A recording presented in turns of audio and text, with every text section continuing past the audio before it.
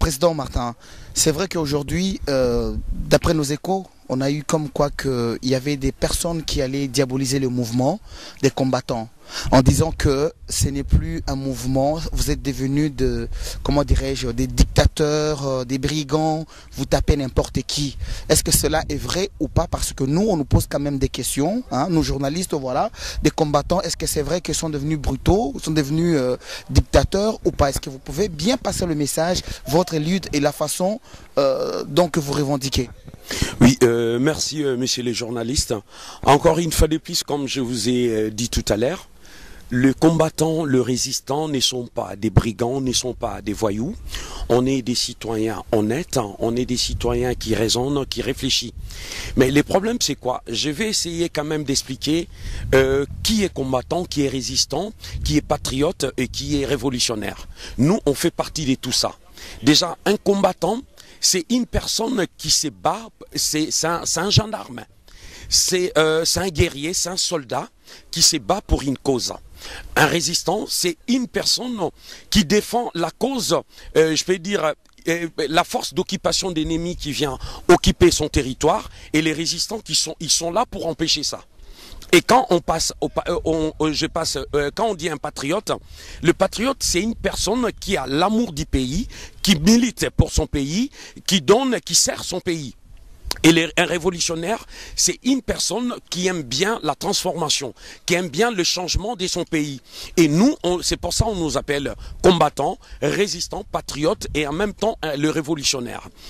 Quand je dis ça, et quand il y a des choses qui vont pas, on peut passer aux actions. Et quand on passe aux actions, on nous appelle les combattants, donc des guerriers. Mais quand on nous appelle les résistants, on est en train de revendiquer, de résister contre la force d'occupation qui vient occuper notre pays, comme les Rwandais et toutes les personnes qui sont là au pouvoir et qui sont des étrangers. Donc c'est pour ça, nous, ce qu'on est en train de faire, ce qu'on est en train de prouver aujourd'hui. Regarde, admettons, on a quitté Paris. On marche à pied de Paris jusqu'à Bruxelles. Pourquoi on fait de Paris jusqu'à Bruxelles? C'est par rapport aux femmes violées. C'est par rapport à nos mamans qui nous ont mis au monde. Par rapport à nos grands-mères. Par rapport à nos cousines, à nos tantes. Par rapport à nos enfants, à nos filles qui sont là-bas à Kivu. Et aujourd'hui, regarde, on est là, on est en train de marcher. Et quand on va arriver à Bruxelles, qu'est-ce qu'on va faire? Les mamans, le peuple congolais, les mamans congolaises, on va déposer une plainte contre les génocidaires. Donc notre combat, c'est pas seulement taper les gens, c'est pas seulement bloquer. Même tout ce qui est concert, c'est des futilités. On est là, on est en train d'empêcher que ce soit de musiciens, de vedettes congolais pour jouer. Mais on est en train d'aller partout. On est en train d'attaquer aussi les hommes politiques. Quand il s'agit des combats, il ne faut pas avoir honte. Quand on dit les combattants, oui, on doit montrer qu'on est des gendarmes, on est des garants du peuple congolais. Pourquoi je l'ai dit? Admettons le colonel Kanyama. Regardez tous ces gens-là, comment ils ont fait? Ils tuent des gens au pays. Pourquoi on peut les laisser circuler librement? On dit les combattants. Nous, les combattants, on a tué qui? Qui on a tué ici? C'est vrai que vous avez tué personne. Ouais. Mais oui, c'est pour montrer. On n'est pas des assassins. Montrez-moi une seule personne que nous, les combattants, on a tué partout dans le monde. Que ce soit ici, que ce soit à Kinshasa, que ce soit au Congo.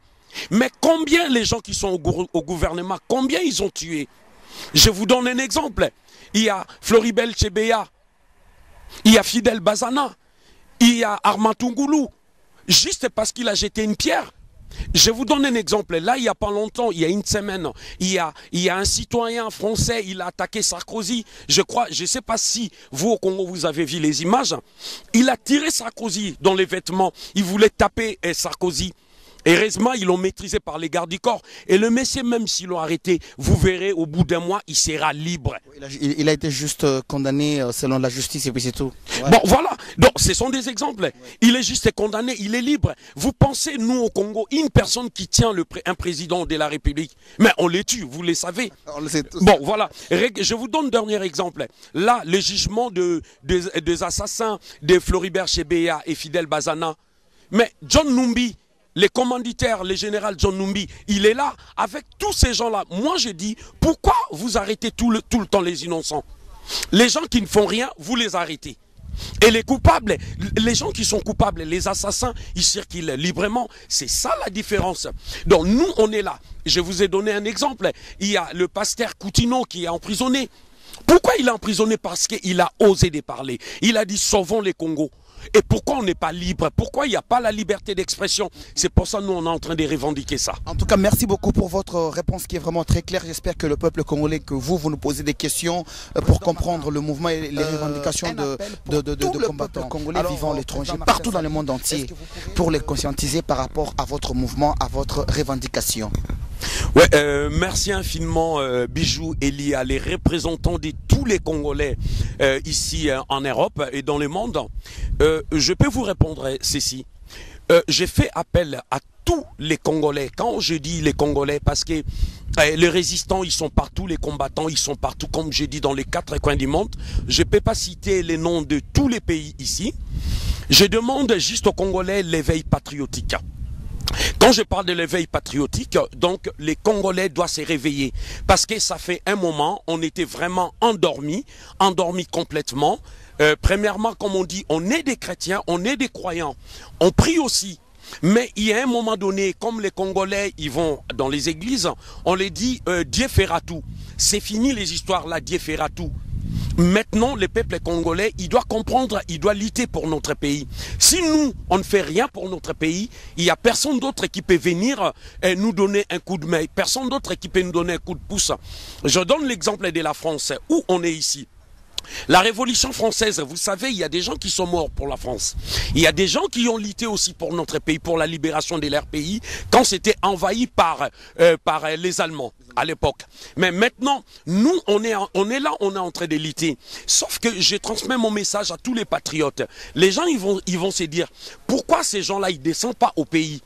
Mais moi, je vous dis, tous les présidents africains qui sont là-bas, qui les choisit, qui sont en train de les mettre au pouvoir, c'est ici toujours. C'est à l'extérieur qu'ils sont en train de mettre tous ces présidents-là au pouvoir. Et c'est pour ça que nous, on est en train de montrer notre mécontentement. On est en train de revendiquer les droits. Mais on demande au peuple congolais de se soulever. C'est fini les temps, tout le temps. On peut aller danser. Chaque chose a son temps. On peut tout le temps danser, on peut boire, on peut s'habiller. Mais à un moment donné, regarde-nous tous aussi. On est des jeunes, on est bien, mais on a compris une chose, que le peuple congolais, si on dort tout le temps, c'est fini, notre pays sera en chaos. Mais nous, on ne veut pas que notre pays puisse continuer comme ça. Car l'avenir de demain, c'est nous.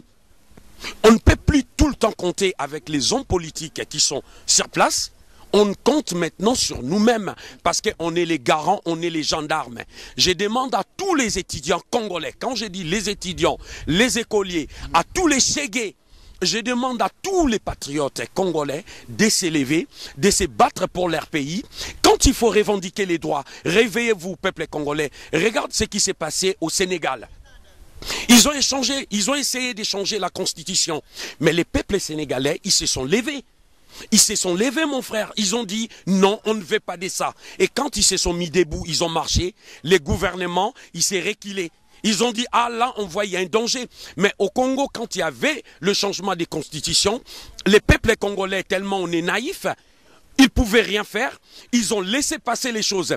Mais nous, on a dit, stop. On est en train de revendiquer et de montrer que on est mécontent par rapport au système politique qui se passe au pays, par rapport à la gouvernance du pays. Nous, si le politicien...